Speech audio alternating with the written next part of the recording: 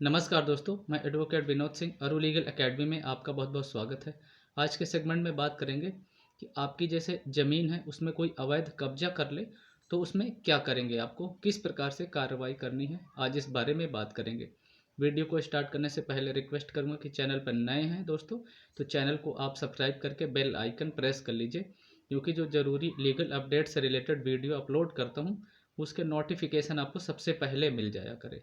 इसलिए चैनल को आप सब्सक्राइब करके बेल आइकन प्रेस कर लीजिए। और हाँ, वीडियो को स्किप मत कीजिए, वीडियो को कंप्लीट पूरा देखिए, तभी आप ठीक प्रकार से अवेयरनेस आपको आएगी कि किस प्रकार से कार्रवाई करनी है और कौन से कागज़ और डॉक्यूमेंट होने ज़रूरी हैं। तो चलिए बात करते हैं बिना देर के हुए।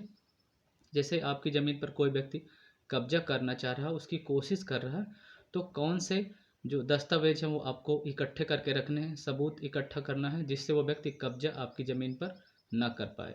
तो बहुत सारे ऐसी जगह होती हैं, जैसे आपने कोई प्लॉट खरीद के छोड़ दिया, उस पर कोई व्यक्ति कब्जा कर लेता है अवैध, कुछ ज़मीन दाब लेता है, या खेती की ज़मीन है उस पर कब्जा कर लिया, या कब्जा करने की कोशिश कर रहा है, या मकान में भी कई बार किराएदार के रूप में इंटर होते हैं, फिर उसमें कब्जा करके बैठ जाते हैं, वो खाली नहीं करते, या कब्जा करने की सोचने लगते हैं, आपको जानकारी हो जाती है।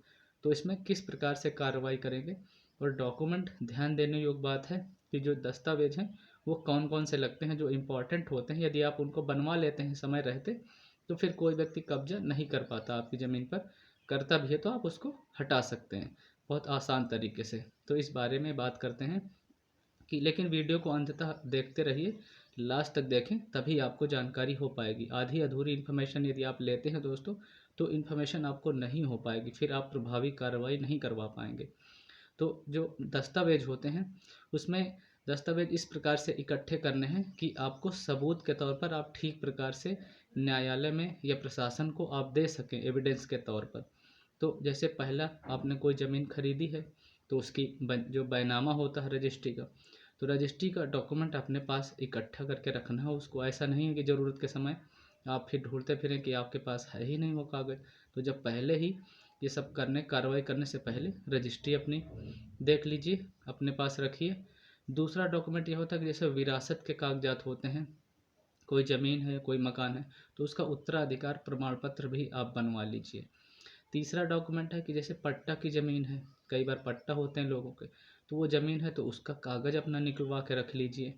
फोर्थ डॉक्यूमेंट है, आप जमाबंदी यदि करवाएं, जैसे खेती की ज़मीन है तो उसकी आपने जमाबंदी करवाई है तो उसका भी कागज़ होता है, उसको आप इकट्ठा करे कलेक्ट करके रख लीजिए। दस्तावेज रहेंगे तभी आप मजबूती से प्रभावी तरीके से कार्रवाई करवा पाएंगे।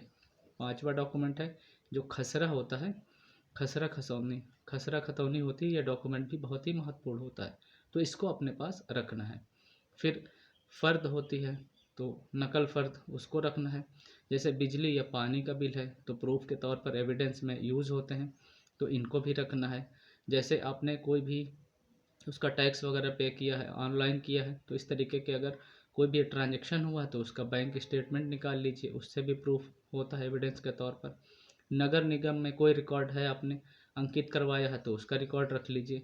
पुलिस में आपने कंप्लेंट की है, जैसे कोई इस तरह का होती है, कार्रवाई करनी होती है, तो पुलिस में भी आप शिकायत करते हैं तो उसका प्रूफ इकट्ठा करके रख लीजिए, क्योंकि वो आपने पता चलता है इस बात का कि आपने कंप्लेंट की थी, तो इसका प्रूफ अपने पास रखिए। गवाह में जो व्यक्ति के नाम पड़े हैं उनके नाम अगर वो हैं आपके संपर्क में तो उनको रखिए, उनके नाम रखिए जानकारी में। और उनको गवाही होने पर अगर उनको बुलाया जाता है तो उनको प्रूफ तक के तौर पर, एविडेंस के तौर पर उन व्यक्तियों को बुला सकें, उनसे संपर्क करके रखिए। कोर्ट में ये सारे सबूत अगर आप इकट्ठे करके रखते हैं दस्तावेज, तो बिल्कुल आपको केस में जीत दिलवा सकते हैं, क्योंकि ये डॉक्यूमेंट ही महत्वपूर्ण होते हैं।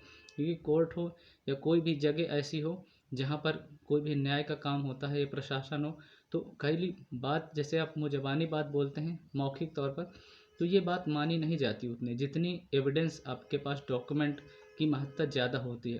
क्योंकि आपके पास जो डॉक्यूमेंट्स होंगे वही एविडेंस के तौर पर यूज होते हैं, क्योंकि उसी बात का सबूत होता है कि ये जो संपत्ति है ये आपकी ही है।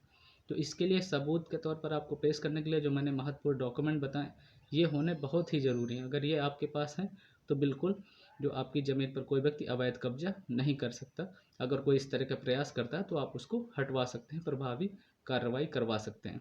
और इसके लिए जैसे किसी ने व्यक्ति ने कब्जा कर लिया है तो आप इसके लिए न्यायालय से भी मांग कर सकते हैं, कब्जा हटवा सकते हैं, कि प्रशासन की मदद ले सकते हैं, वहाँ से भी कब्जाधारी को कब्जे से आप बिल्कुल बेदखल कर सकते हैं। तो दोस्तों उम्मीद करता हूँ जो भी इन्फॉर्मेशन दी है आपको ज़रूर पसंद आई होगी। अगर अच्छी लगी है तो लाइक कर दीजिए, वीडियो को हर प्लेटफॉर्म पे शेयर कर दीजिए जिस पे आप मौजूद हैं, और चैनल को सब्सक्राइब करके बेल आइकन प्रेस कर लीजिए चैनल को सपोर्ट करने के लिए। तो मिलते हैं नेक्स्ट वीडियो में, आज के लिए इतना ही। Thank you so much watching for this video. Stay connected. जय हिंद एंड जय भारत दोस्तों।